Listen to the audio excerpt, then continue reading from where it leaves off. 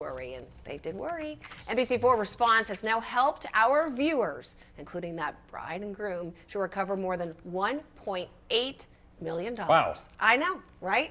And if you have a consumer issue you'd like us to look into, no problem. Just go to the NBC Washington app and NBC.com/responds. They should have made you maid of honor. But I you know, the right? day. But you know, if he had just emailed them what he just emailed to us, that would have just, we're experiencing a family problem, some health problems.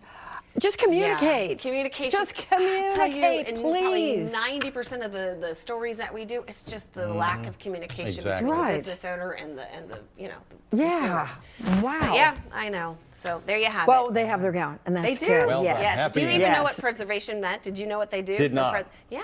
It's to preserve your gown. So your daughter can wear it, and or your granddaughter. Right, so it doesn't yeah, yellow it's really and- important. Yeah, it truly is, yeah. and it's expensive too. Yeah. Sure. Okay. Thank you, Well Susan. done. Sure.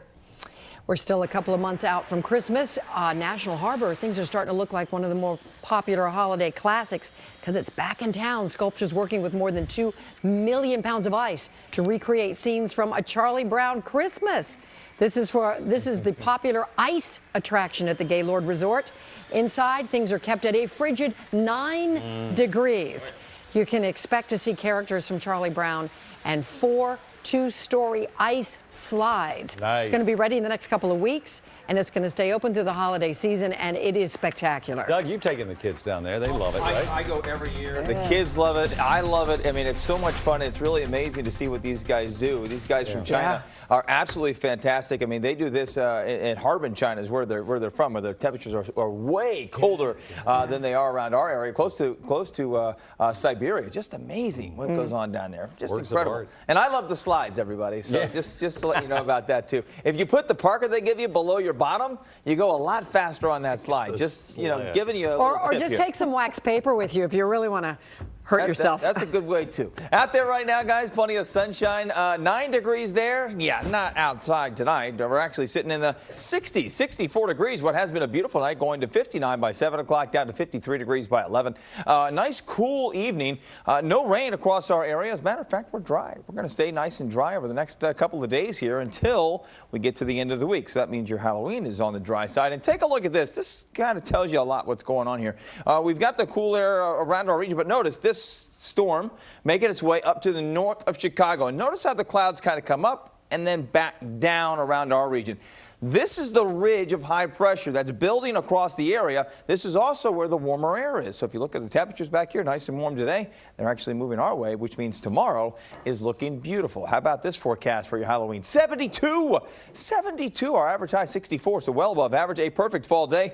Sunshine, plenty of it, and perfect for Halloween. But let's talk about that Friday or that Halloween Eve, if you're going to be making your way out. Evening, because tonight is Halloween Eve. If you're going out for Halloween evening, Amelia's got that. And you know what, Doug? It is looking fantastic for trick-or-treating tomorrow night. 5 p.m. starting to think about trick-or-treating. It's mild. It's 72 degrees. You're going to have the door open to the home almost at that point. Sunset tomorrow going to be around 6:09. And heads up, there's not going to be a moon out there tomorrow during trick-or-treating. So you definitely want to have the flashlight handy as you take the kids out and about, especially if the neighborhood doesn't have a lot of lights, because you're not going to be getting any moonlight out there. By 7 p.m., we're at 67 degrees. 9 o'clock, we're around 63 for those later trick-or-treaters. Had to throw some candy corn on there. I posted on my Facebook and Twitter pages what we all think about candy corn. Doug thinks yes, I think no. You can see what Jim and Wendy think there as well. It's so heated when you talk about candy corn for some reason.